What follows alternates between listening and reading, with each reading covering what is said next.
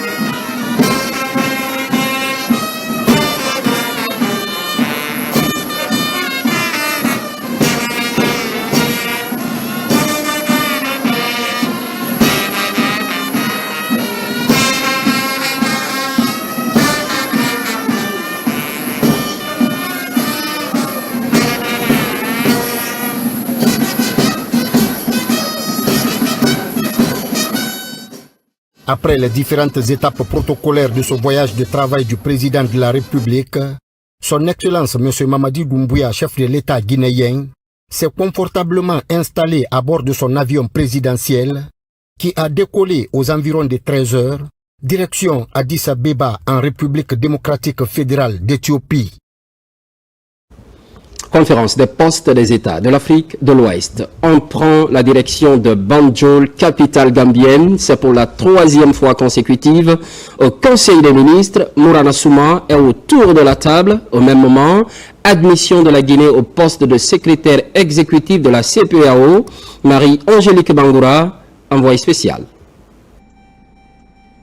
Arrivé ce jeudi 12 février à Banjul, le ministre guinéen de la Communication et de l'économie numérique de l'innovation, Mourana Souma, effectue son premier déplacement officiel à l'étranger, quelques jours seulement après sa nomination.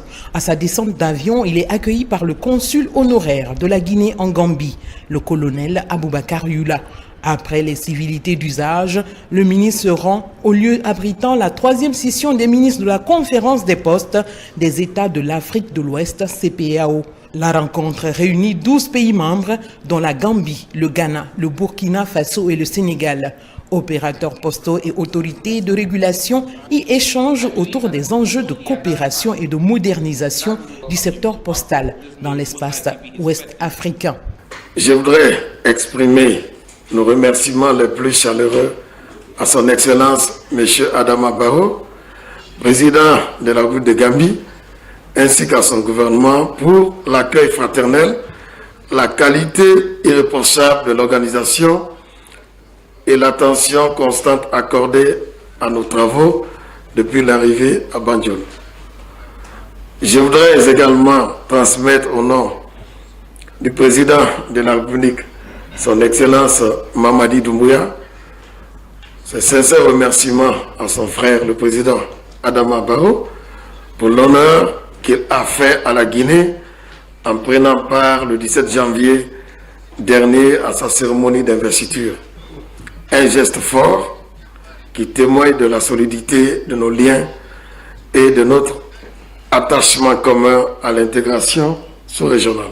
La Guinée, même en dehors de la présidence, continuera à jouer pleinement sa partition dans le renforcement de notre organisation commune, puisque ça figure comme un des éléments essentiels de notre politique de développement intitulée Simando 2040.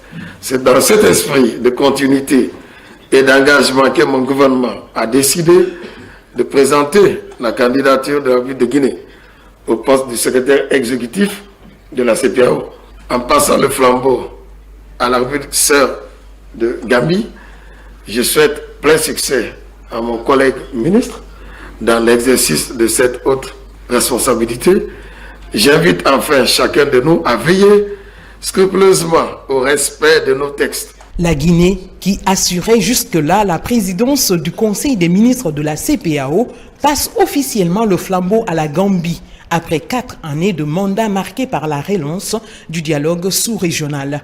Mais Conakry ne quitte pas Banjul les mains vides. Au niveau du conseil d'administration, le Guinéen est élu secrétaire exécutif de la CPAO, une désignation stratégique qui place désormais la Guinée au cœur du pilotage décisionnel de l'institution. Je ne laisserai pas mon frère de la Guinée, je serai là pour l'appuyer, d'autant plus que je pense qu'on a conçu les projets que nous avons à mener, donc je reste à votre disposition. Mais c'était un réel plaisir de vous servir.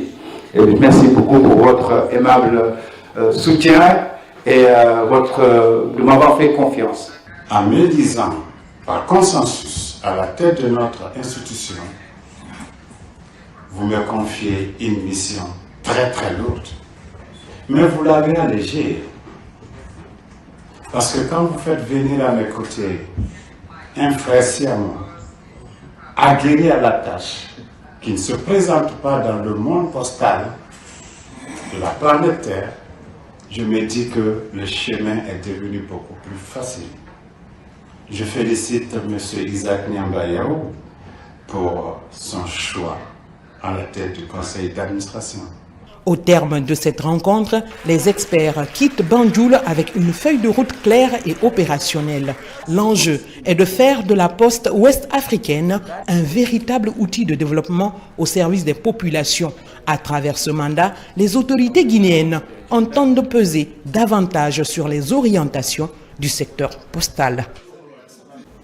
Retour à Conakry. Modernisation de l'administration et de la fonction publique. Le chef du département entame les premières rencontres avec les services placés sous sa tutelle. Faya François Bourouno a sillonné 3 directions stratégiques. À chaque étape, les nouvelles directives sont déclinées. Mamadi Ternak à Misoko. Pour sa toute première activité, en tant que ministre de la modernisation de l'administration et de la fonction publique, l'agenda a été particulièrement chargé pour Faya François Bourouno. Le ministre a successivement rencontré la Direction générale de la fonction publique, l'Inspection générale de l'administration publique et la Direction générale des concours et examens professionnels. Les échanges ont permis de décliner les nouvelles orientations du département après la restructuration gouvernementale et insuffler une dynamique de réforme axée sur la performance, la transparence et la modernisation du service public. L'entretien avec le ministre nous a beaucoup édifié. Il s'est agi principalement de ce qu'on appelle la modernisation. C'est un chantier qui est très vaste. En ce qui nous concerne, la direction des concours et examens professionnels, il s'agit de faire cette réforme concernant les concours, concernant les examens professionnels. Le travail qui sera fait à l'avenir, c'est vraiment un travail qui va satisfaire le public. Au cours des échanges, plusieurs sujets majeurs ont été abordés, notamment la gestion des ressources humaines de l'État, le renforcement des mécanismes de contrôle administratif et l'accélération de la digitalisation des services publics. Ensemble, nous avions accompli beaucoup de chantiers qui ont été des chantiers réussis. Et donc, il fallait partager ma satisfaction pour le travail accompli. Et j'en ai profité pour aussi faire le point sur le niveau de fonctionnement de ces services, mais dans les moindres détails, pour comprendre un peu les points d'amélioration. À travers cette série de consultations, Faya François Bourouno entend poser les jalons d'une administration plus performante, plus crédible et résolument orientée vers les résultats. Une démarche qui s'inscrit dans la volonté des autorités de bâtir un service public moderne, efficace et pleinement engagé au service du développement national. Retour à Addis Abeba, en plus bref et en image. Après avoir quitté Conakry cet après-midi, le président de la République, Mamadi Doumbouya, a atterri à l'aéroport international d'Addis Abeba Bolé dans la soirée de ce vendredi 13 février 2026. Il a été accueilli avec les honneurs par le ministre d'État éthiopien chargé de l'industrie. Sur le tarmac de l'aéroport international, les salutations protocolaires et les échanges chaleureux ont marqué les premiers instants de cette visite officielle. Aux côtés du chef de l'État, la délégation guinéenne composée de hautes personnalités civiles et militaires. Cette présence à Addis Abeba s'inscrit dans la dynamique de renforcer la coopération bilatérale. Journée mondiale de la radio, on s'intéresse à quelques anciennes grandes voix. Elles brisent le silence et se confient à l'une de nos équipes.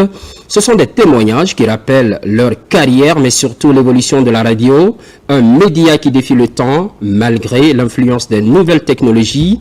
C'est le grand format de la rédaction avec la signature d'Alpha Isiagaba, Abdul Karifa Keita, Fatoumata Yadi Damba.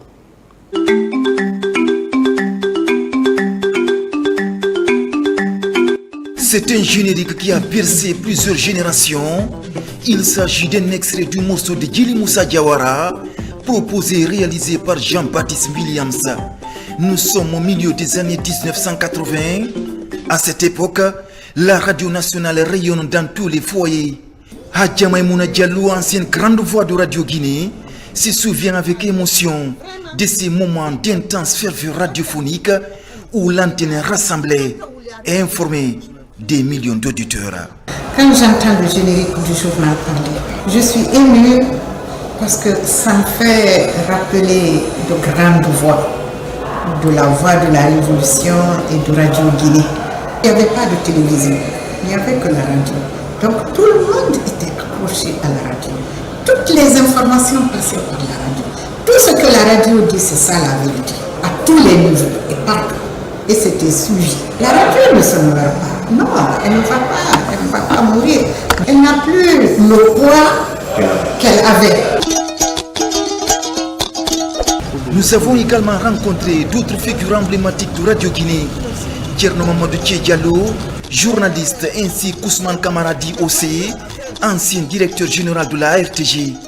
Aujourd'hui à la retraite, ces grandes voix gardent un regard empreint de nostalgie sur leur début au sein de la radio nationale, une école de rigueur et de passion. La radio, sa place tout à fait au début, c'était donc une place de premier rang parce qu'il n'y avait que la radio elle-même, donc la radio nationale, pas une autre radio, sinon que les autres radios qu'on pouvait écouter, c'était juste Africa numéro 1, Radio France Internationale, la BBC, etc.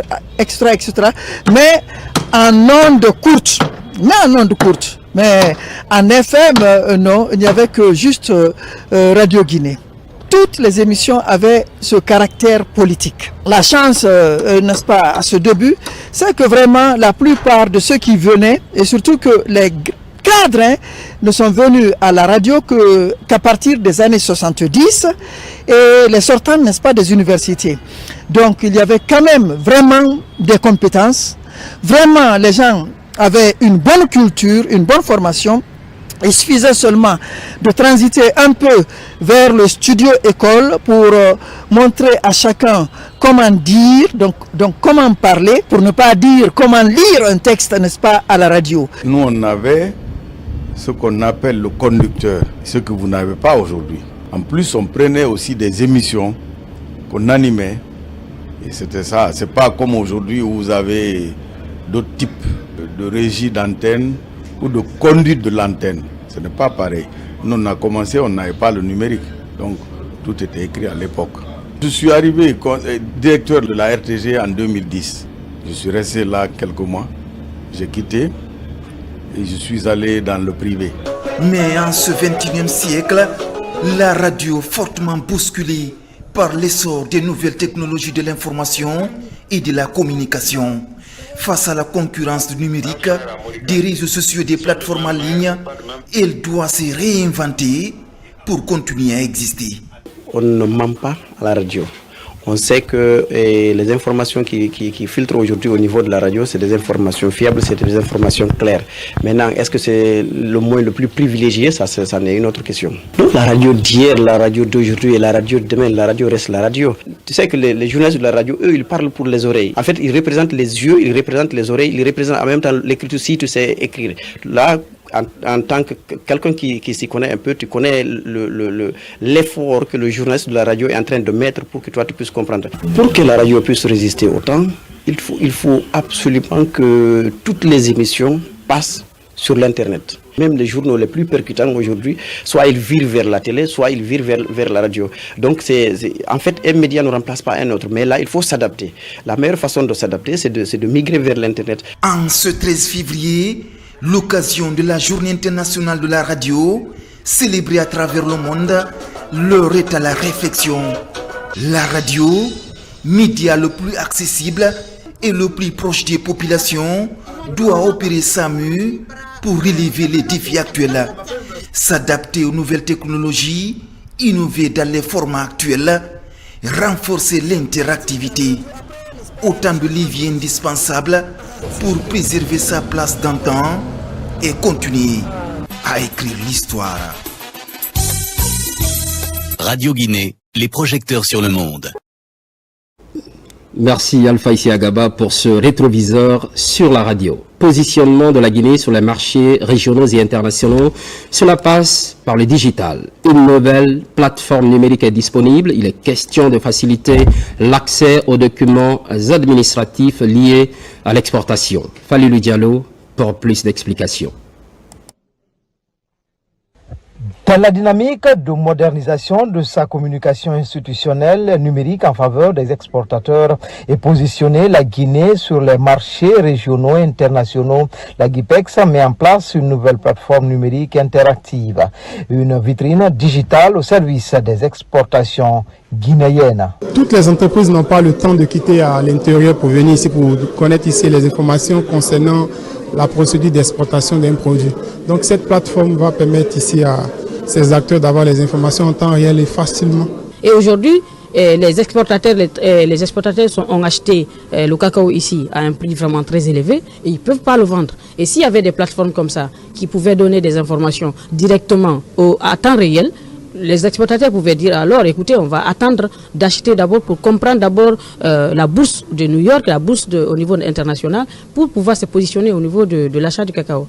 Dans un monde de plus en plus interconnecté, l'image numérique et la présence en ligne constituent désormais des leviers stratégiques de compétitivité et de visibilité internationale. Cette nouvelle plateforme vient matérialiser cette volonté du département de l'industrie et du commerce à faciliter les démarches administratives liées à l'exportation. Le CGC réaffirme sa disponibilité accompagnée de l'AGIPEX dans cette dynamique afin de renforcer, structurer et booster nos exportations à travers une meilleure organisation logistique, une plus grande fluidité des flux commerciaux et la participation de nos exportateurs aujourd'hui aux différentes foires.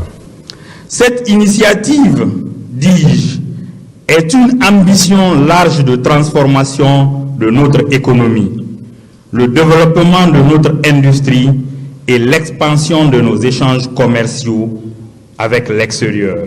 Le lancement de cette plateforme sécurisée et accessible marque ainsi une étape majeure dans la transformation digitale de l'AGIPEX. Il traduit également la volonté affirmée de cette structure de se positionner comme un acteur central et incontournable dans la promotion des exportations guinéennes sur l'échiquier économique international. À Boké, on enchaîne avec l'enrôlement des acteurs du secteur du commerce, d'industrie et d'artisanat de la région.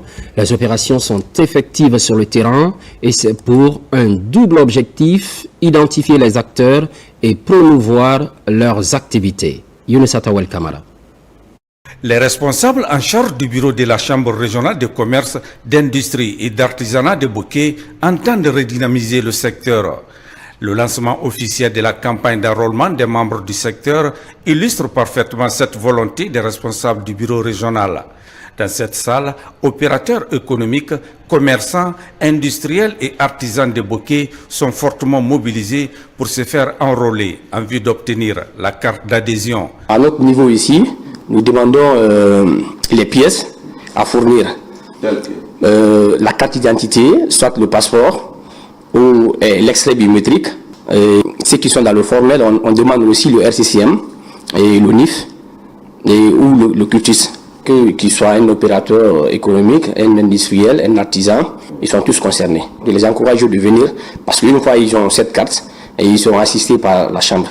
Je sais qu'en prenant cette carte, je vais avoir beaucoup d'opportunités, surtout quand il s'agit des problèmes liés au commerce. Je vais avoir beaucoup d'autres qui vont intervenir pour moi afin que les problèmes soient résolus.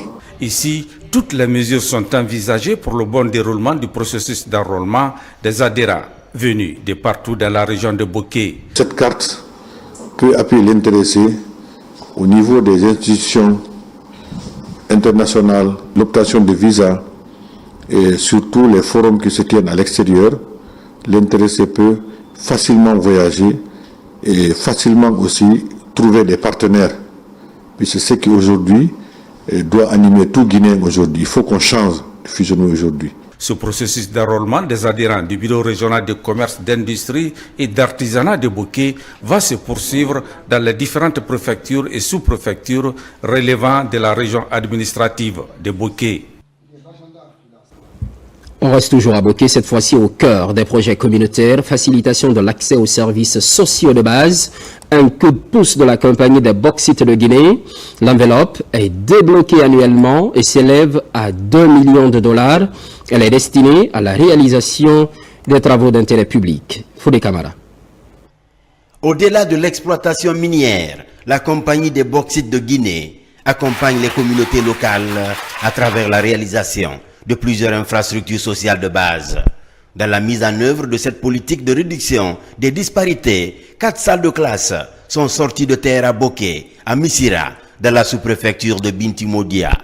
Pour un enseignement de proximité de qualité, à quelques kilomètres de Kamsar, le village de Kawas a aussi bénéficié de 8 salles de classe avec des blocs sanitaires à usage scolaire. Nous souhaitons vraiment aider les communautés en construisant, en leur donnant la chance d'avoir des infrastructures fonctionnelles. Néanmoins, nous attendons de leur part, et aussi des autorités locales, qu'ils s'approprient de ces infrastructures et qu'ils puissent les entretenir eux-mêmes. C'est-à-dire qu'ils puissent en faire un usage durable afin que cela bénéficie au plus grand nombre. Au-delà de la construction des écoles à Missira et Kawas, des logements sociaux ont été réalisés pour le personnel enseignant de l'école primaire de Fodé Kontéa, dans Kolaboui. Au Kambalanta et au port Néné de Kamsar, des centres de santé, autrefois vétustes, sont rénovés. Nous sommes à 90% de réalisation. Le centre de santé couvre 4 districts, dont 3 sont dans les îles, Koufin, Binari et Boitini. Et Kamsar Centre couvre 9 secteurs aussi. Des forages sont aussi réalisés dans les quartiers de Bagataï, au centre de santé de Kassapo et à l'école primaire Filima de Kamsar. Des forages qui vont contribuer à changer le quotidien des bénéficiaires, autrefois confrontés aux difficultés d'accès à l'eau potable. Avant, on avait des difficultés en matière d'addition d'eau. On a tellement d'effectifs, même vous voyez, ça c'est le soir. Filima 1 a près de 1000 élèves. Filima 2, mon collègue qui est là, 1013 élèves. Donc vous voyez, si l'école reste sans eau, c'est que ça fait. Donc ça nous a vraiment soulagés. Ici c'est une structure sanitaire. On ne peut pas vivre sans l'eau. Les malades sont là. Les malades sortaient pour chercher l'eau. On avait un pied amélioré, mais néanmoins ça ne satisfait pas la population. Du fait qu'aujourd'hui on a un forage, c'est une satisfaction totale pour nous parce qu'il y a l'eau 24 heures sur 24 heures. La population ne souffre pas. Dernière escale de ce marathon de 72 heures au cœur des projets communautaires de la CBG, la cité de Kamsar, pour cultiver le goût de lire chez les élèves et démocratiser l'accès au savoir pour la jeunesse. La rénovation de la bibliothèque communautaire de Kamsar avance à grands pas. Ces chantiers éducatifs, sanitaires et culturels viennent transformer les rêves des communautés en réalité. Place maintenant à la vulgarisation des rapports ITIE 2022-2023. L'activité se déroule à Sigiri et dans les locaux de la SAG. Il s'agit d'expliquer aux communautés les paiements effectués par les compagnies minières. Moussa Kouyaté. C'est ici à la préfecture de Sigiri, ville aurifère, que la mission a expliqué le contenu de ces 2 rapports aux acteurs de la société civile et les représentants des communes impactées des activités minières. On nous a enseigné de ce qu'on ne connaît pas. On nous a doté des documents pour lesquels on va travailler. On les encourage de continuer sur ça. Je souhaite que la sensibilisation continue entre nous, la causerie continue entre les fils et les filles de Sigiri pour qu'on puisse avoir la cohésion et le développement à Sigiri. Cela montre la transparence dans les industries extractives. C'est de dire aux jeunes de se calmer, que la retenue est le meilleur moyen. C'est de dire aux jeunes que l'État et les collectivités locales sont en train de travailler pour eux. De la préfecture, la mission s'est rendue à la SAG, principale société minière de Sigiri, pour le même exercice. Un exercice soutenu et apprécié par les responsables de la société Anglo Gold Ashanti de Guinée. Et les chiffres présentés dans ces rapports aujourd'hui nous montrent à suffisance la contribution de façon générale que font les sociétés minières, mais surtout celle de la SAG, que nous avons l'aimabilité de produire ces rapports de façon mensuelle ou annuelle. Sur la base de cette présentation pour 2022-2023, nous essayons de voir clairement quelle est effectivement notre part, n'est-ce pas, de responsabilité. C'est vraiment un rapport qui nous intéresse et qui doit intéresser toutes les sociétés minières à travers la Guinée.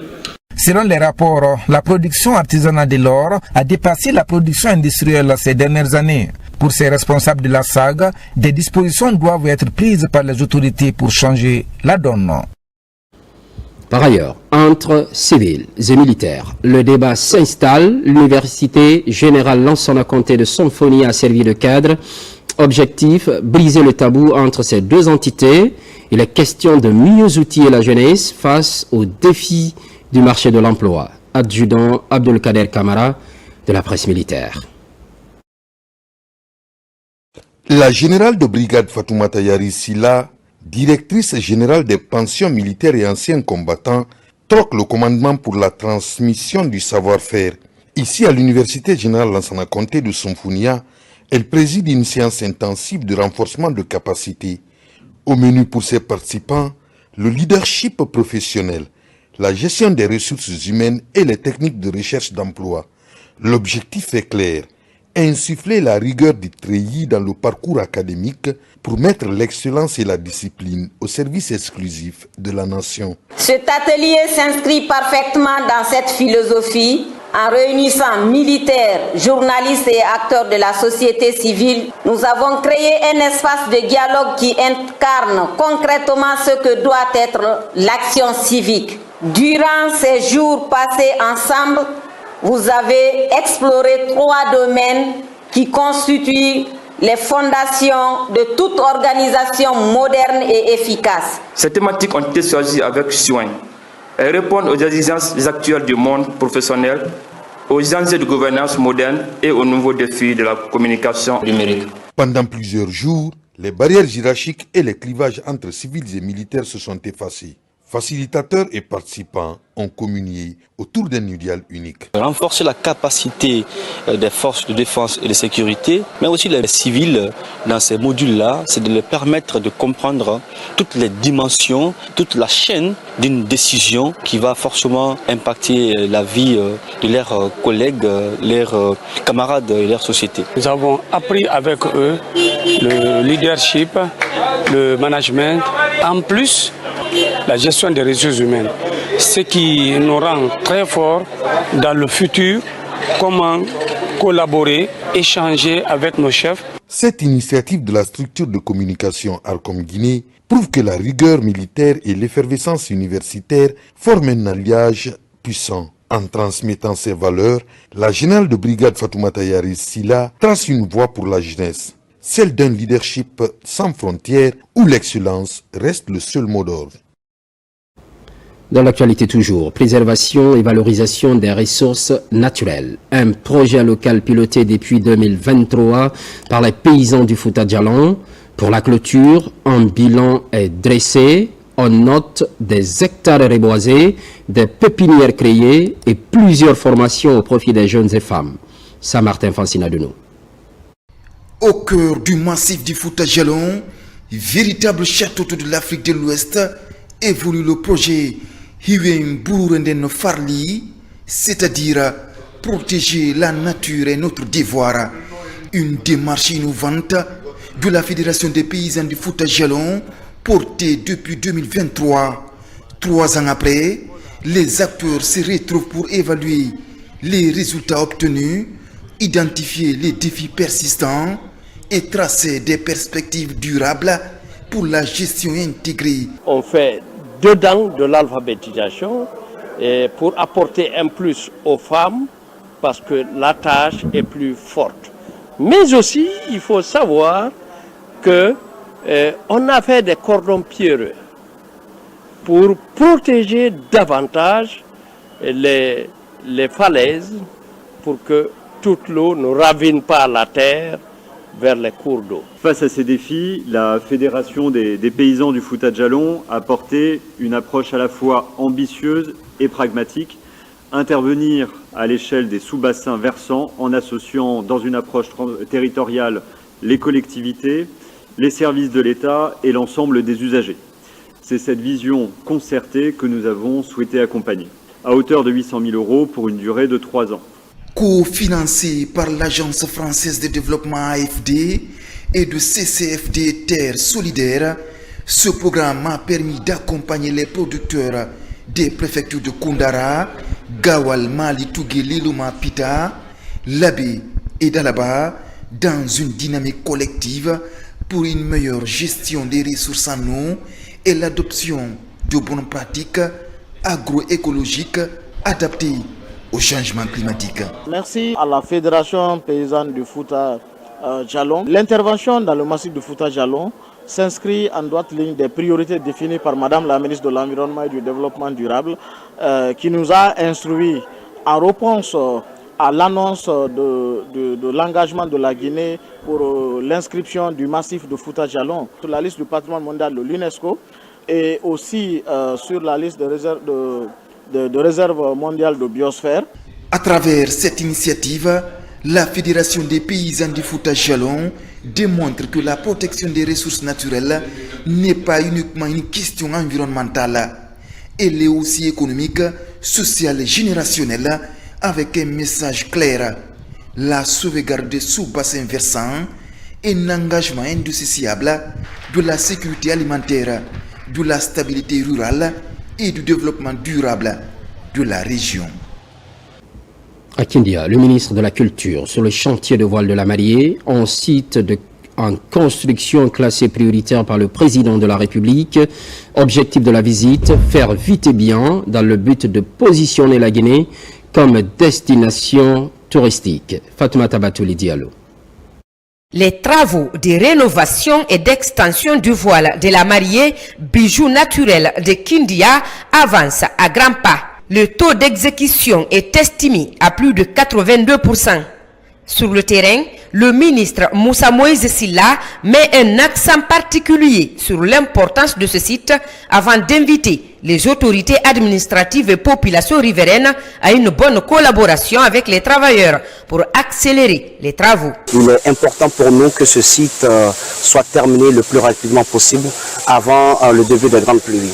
Le site du voile de la mariée n'est plus à présenter. C'est un site écologique qui a un microclimat particulier et qu'une fois fini permettra à Kindia d'être une sorte de carte postale en République de Guinée et bien au-delà. Après la visite du chantier du voile de la mariée, le ministre et sa suite se sont rendus également sur le site des eaux de Kilissi pour accueillir les touristes du rallye Budapest-Bamako. Nous avons voulu venir à leur rencontre pour leur expliquer que la Guinée ne peut plus être juste un point de transit sur un itinéraire international. Nous voulons être un point de séjour, une destination finale pour le rallye, pour les prochaines éditions, parce que nous avons quelque chose à raconter au monde.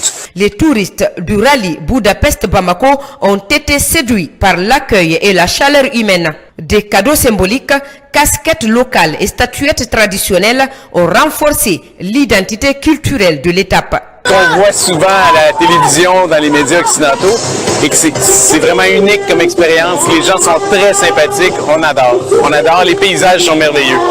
La modernisation du site du voile de la mariée est une ambition nourrie par le gouvernement pour l'accueil de visiteurs internationaux. Avec l'engagement des acteurs locaux, la stratégie des Brading Guinée avance, combinant développement économique, valorisation culturelle et rayonnement international. Autre facette de cette édition, mutilation génitale féminine, tolérance zéro à l'échelle internationale. Déjà, les projections sont faites pour 2030. La Guinée n'est pas à l'abri de la riposte contre les MGF, une célébration en différé qui milite pour l'éradication de la pratique. Mohamed Kamara, Al-Khali, Kobele Keïta. La journée internationale tolérance zéro à l'égard des mutilations génitales féminines est à sa 14e édition. C'est une journée qui reste focus sur l'accélération de la lutte contre la pratique des MGF dans le monde. Aujourd'hui, elle touche environ 200 millions de femmes et de filles à travers le monde entier. En Guinée, les autorités comptent faire de l'élimination de toutes les formes de discrimination à l'égard des femmes une réalité. La lutte contre les mutilations génitales féminines est une priorité d'action, de résultat et de redevabilité. Ce combat n'est pas non seulement institutionnel, il est moral, il est national. Dans notre pays, la prévalence de cette pratique demeure élevée, en particulier dans certaines régions ou au sein de certaines tranches d'âge. Ces chiffres ne sont pas abstraits. Derrière chaque statistique, il y a un enfant, il y a une famille, il y a un avenir qui peut être compromis à jamais. La cérémonie officielle a réuni les autorités gouvernementales, les partenaires techniques et financiers, le système des Nations Unies, ainsi que les acteurs de la société civile, tous unis pour freiner l'ampleur de la pratique. J'exhorte l'ensemble des autorités locales à la base de s'impliquer activement dans cette lutte, dans les communes, dans les quartiers et dans les secteurs. Nous croyons qu'il est temps de changer d'échelle et de stratégie. Nous devons passer d'une logique des projets à une logique des systèmes, en intégrant pleinement la lutte contre les MGF dans les budgets nationaux et locaux, avec des ressources identifiées, suivies et durables. La rencontre s'est soldée par l'adoption d'un texte d'engagement visant à intégrer la lutte contre les MGF dans les plans de développement locaux ainsi que dans les plans d'investissement annuels dans les 13 communes de Conakry. Également, à travers un panel, les échanges ont mis en lumière la nécessité d'un engagement politique constant d'investissement durable. Pendant ce temps, solidarité exprimée au sommet de l'État et c'est au profit de la Confédération nationale des albinos de Guinée. Il s'agit de 2 minibus offerts par le président de la République afin de renforcer la mobilité et la scolarisation des bénéficiaires. Bakary Bamba Condé, images et témoignages. Le chef de l'État, le président Mamadi Doumbouya, a fait parler son cœur en offrant 2 minibus au centre d'insertion des jeunes albinos de Sangoya. La cérémonie de réception s'est tenue ce vendredi 13 février 2026 au siège du dit centre avec l'implication de la fondation Je Danse qui s'est notamment investie auprès du chef de l'État pour matérialiser ce rêve. Le fondateur du centre s'est dit heureusement surpris par ce énième geste magnanime du chef de l'État qui ne cesse d'apporter du réconfort aux plus déshérités et vulnérables. En tant que président de la République, ce qu'il a fait pour nous et pour les enfants vulnérables, vraiment c'est une joie qu'on ne peut pas imaginer. Malgré qu'on a eu assez de difficultés pour ça, et aujourd'hui si Dieu nous donne la chance d'avoir ça, c'est d'abord remercier les personnes de bonne volonté, surtout Madame Alice, qui nous avons promis qui fera son mieux pour voir le président, pour aider ses enfants vulnérables. Le jeune représentant des élèves albinos du centre a salué le geste du président de la République qui leur permet désormais de se rendre à l'école en toute sécurité. On va remercier le président de la République de Guinée, Mamadi Doumbouya, pour ce qu'il a fait pour nous, parce qu'on n'entendait pas à ça, quoi. On partait à l'école, une fois que notre voiture a été brûlée, on sortait sous le soleil pour partir à l'école. Le soleil n'est pas bon pour nous, les personnes atteintes d'albinisme. Surtout, ça provoque le cancer de peau. Donc, on le remercie infiniment pour le petit geste qu'il a fait pour nous. La coalition des orphelinats de Guinée, Kogipa, a souligné que ce don du chef de l'État vient à point nommé pour soulager les élèves albinos du centre d'insertion de Sangoya. Ces gestes à l'endroit des enfants du centre albinos de Sangoya nous va droit au cœur. Et c'est ici l'occasion de remercier le chef de l'État, de remercier toutes les instances de la République pour l'initiative prise et accompagner le chef de l'État dans le sens de s'occuper aussi des personnes défavorisées et qui sont aussi dans le besoin. La fondation Je Danse, à travers qui le président Mamadi Doumbouya a offert ce don au centre d'insertion de la Confédération nationale des albinos de Guinée, a par la voix de son représentant remercié le chef de l'État en saluant l'engagement constant du président Mamadi Doumbouya en faveur des œuvres de charité. Pour nous, ce n'est pas une surprise. Nous, c'est la continuité des actions que le président de la République pose à l'endroit des personnes démunies. Depuis 8 ans que nous organisons ces événements-là, il y avait beaucoup de choses qui manquaient dans les différents centres orphelinats et nous-mêmes dans l'activité qu'on faisait.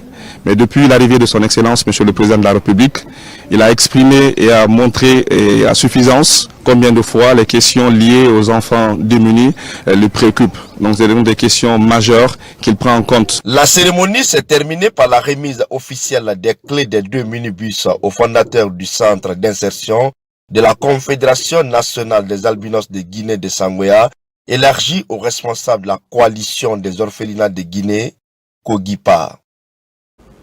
Plus loin, à Paris, célébration des 10 ans de la structure DENCO, spécialisée dans la protection et la promotion des enfants atteints d'albinisme. Partenaires techniques et financiers se mobilisent, une manière d'interpeller les décideurs et les organisations non gouvernementales. Mohamed Souma, Amadou Touré. Promouvoir les droits des enfants atteints d'albinisme au cœur de la célébration des 10 ans d'existence de la structure DENCO, une ONG de promotion et de protection des enfants atteints d'albinisme en Guinée et en Afrique. Depuis sa création, plusieurs centaines d'enfants albinos en Guinée ont bénéficié d'un accompagnement dans le domaine scolaire et sanitaire à travers des levées de fonds et des séances de sensibilisation et d'information ont aussi été initiées pour les enfants atteints d'albinisme pour leur bien-être et la protection de leurs droits. Votre présence à cette soirée est précieuse.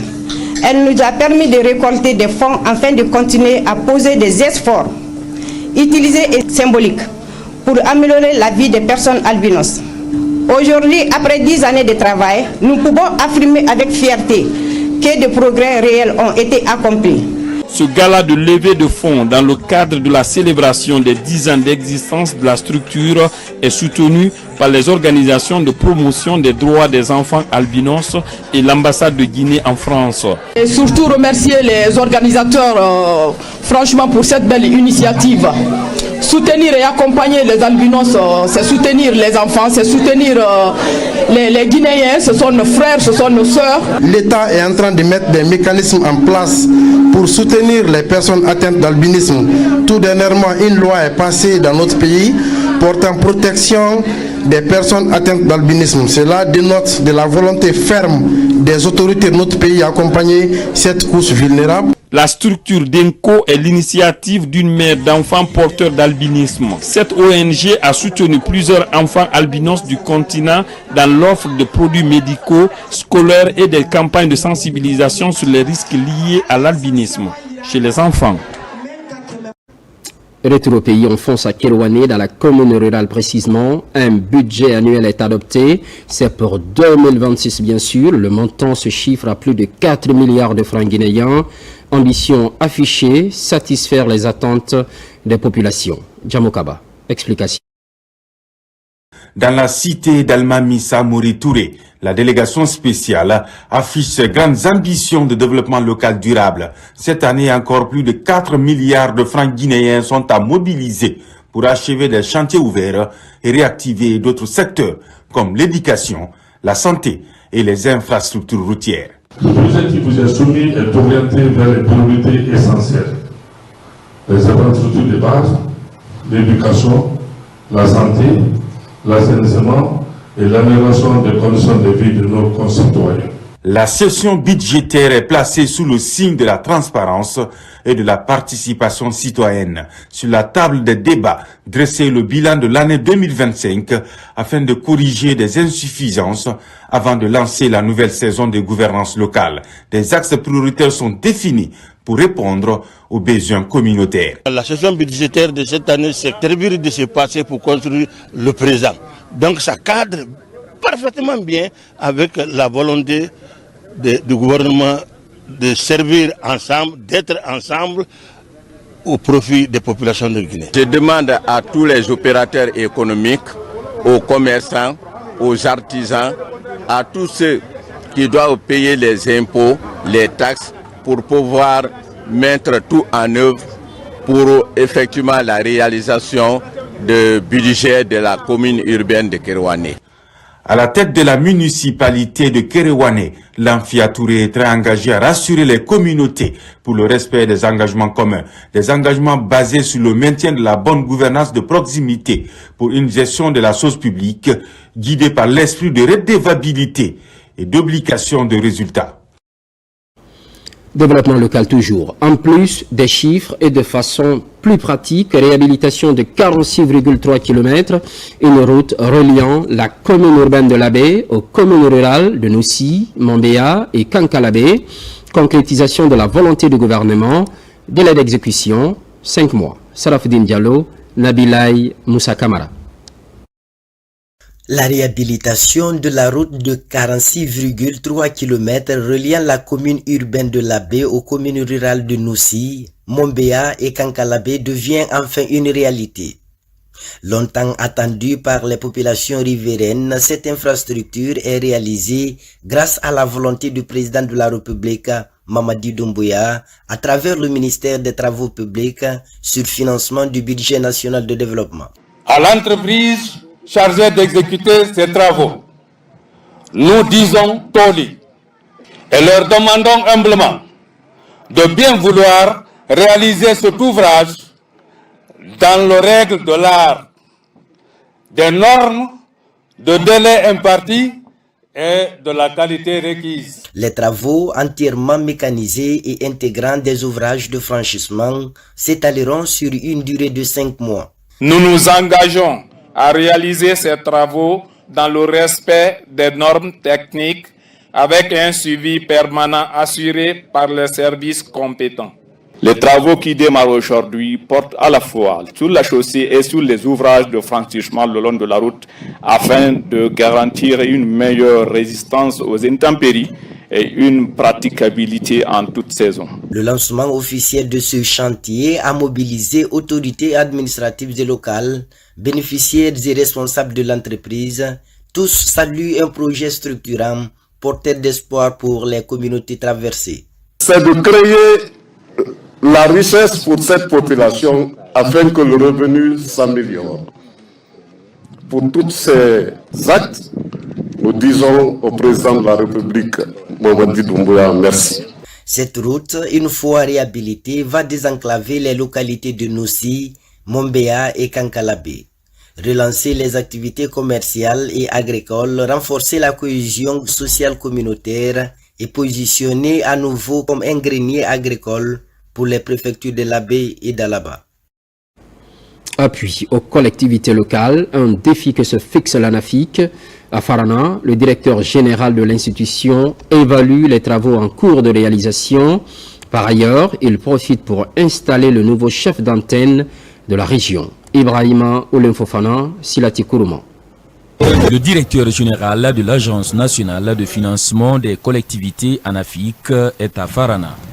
Objectif de la présence de Sekouma Ouattouré est de toucher du doigt le niveau d'exécution du futur siège du bureau de l'ANAFIC de la région. Selon les spécialistes, les travaux de cet édifice sont à plus de 90% à ce jour. Qui, à travers la lettre de mission qui nous a été assignée et conformément à notre contrat de performance, a bien voulu nous mentionner dans notre lettre et de créer au niveau de toutes nos antennes régionales les conditions de travail décent pour le cadre qui évolue à proximité des collectivités. Et je pense que c'est dans ce sens que nous avons érigé ce bijou qui est en construction et qui, j'espère bien, dans les jours ou les mois qui suivent, va se voir inauguré. Parallèlement, le directeur général de l'Agence nationale de financement des collectivités ANAFIC a aussi procédé à l'installation du nouveau chef d'antenne régionale et le passage de témoins entre trésoriers sortants et entrants. Je mesure à sa juste valeur la responsabilité et l'immensité des tâches qui m'attendent dans l'exercice de cette nouvelle fonction. Je voudrais réitérer ici mon engagement et ma ferme volonté de m'investir et de consacrer toute mon énergie à travailler dans une synergie d'action avec tous les cadres de l'ARA, les services régionaux, préfectoraux, communaux et tous les partenaires du terrain pour l'atteinte des objectifs auxquels nous serons assignés. L'ANAFIC est une structure importante de l'État qui constitue un instrument essentiel de la politique de décentralisation engagée par l'État guinéen. À travers cette institution, le gouvernement réaffirme sa volonté de promouvoir le développement local. Eu égard aux différents résultats générés par l'équipe sortante, le directeur général de l'ANAFIC n'a pas caché sa satisfaction tout en appelant les promus à plus d'abnégation et de sérieux à la conduite et la supervision des chantiers ouverts par l'Agence nationale de financement des collectivités en faveur de la région administrative de Farana. C'est l'un des titres de cette édition. Dialogue interreligieux. L'archevêché de Conakry a été le théâtre d'un colloque régional. Les travaux sont terminés. Le vivre ensemble entre musulmans et chrétiens était au centre des assises. Dernière activité, la visite du centre islamique de Donka. Marie-Simone Noël Tolno, Robert Bangoura. C'est un colloque qui réunit à la fois des fidèles chrétiens catholiques et musulmans. Il aura fallu 3 jours d'intenses travaux pour aboutir à des résultats concluants. Après la fin des travaux du colloque, ici, dans cette salle Raymond Chidimbo et à l'église Saint-Michel de Koleya, certains officiels venus des autres pays africains ainsi que des émissaires du Vatican ont mis leur séjour de travail à profit pour rendre une visite fraternelle au centre islamique de Donka. La délégation de Rome a tenu à venir à la grande mosquée, au centre islamique, pour saluer nos frères musulmans et leur dire toute l'attention que Rome porte à cette rencontre islamo-chrétienne. Alors la perspective est maintenant on doit continuer à travailler parce que la paix arrive à travers nous. La Guinée étant un pays laïque à l'image de certains pays africains, continue à maintenir la coexistence pacifique entre les confessions religieuses. Cette visite représente un symbole fort d'acceptation et de bonne collaboration entre les deux religions. Nous encourageons beaucoup ces démarches de colloques. Le président n'a pas seulement se limité que le gouvernement soit représenté par le ministre des Affaires religieuses. Il a aussi envoyé le premier ministre chef du gouvernement pour le représenter personnellement et souhaiter le bienvenu à nos hôtes. La visite s'est poursuivie à la grande mosquée Faisal. Respectant le lieu sacré, ces responsables religieux ont suivi avec attention les consignes recommandées dans cette grande maison de Dieu. Cette visite fraternelle est achevée au mausolée des vaillants fils de Guinée, disparus parmi lesquels le feu président Ahmed Sékou Touré et l'Almami Samori Touré. On parle promotion des langues nationales. Tenue à Conakry de la journée culturelle Adlam Poulakou. C'est la 4e édition cette année. Un rendez-vous qui célèbre l'excellence et le mérite au niveau des apprenants. Aboubakar Djabi nous fait le point. Ces derniers temps, la promotion des langues nationales du pays constitue une préoccupation majeure pour de nombreux citoyens et structures. Ici, dans la capitale Conakry, la journée culturelle Adlam Poulakou se poursuit dans cette logique pour promouvoir nos coutumes et mœurs. Elle se tient pour la 4e fois de suite en regroupant des élèves de Adlam venus à travers le pays. C'est une journée où on rassemble des élèves de Adlam partout en Guinée. Les meilleurs, ils viennent faire une compétition de Adlam Poula. Et cette journée, en fait, c'est pour sensibiliser surtout la jeunesse sur l'importance de parler la langue Poula, mais surtout d'utiliser le caractère Adlam qui est l'écriture pour écrire correctement le Poula. Ça nous pousse à connaître notre langue et à mieux se défendre lors d'un débat. Je me sens si fier parce que c'est la langue qui j'ai été depuis l'enfance. C'est une compétition axée sur une série d'activités pédagogiques comme la poésie et la lecture dans la langue poulard. Comme les précédentes éditions, elle prévoit de primer les meilleurs candidats pour vulgariser l'enseignement dans la langue arabe à travers des manuels conçus à cet effet par ces structures initiatrices.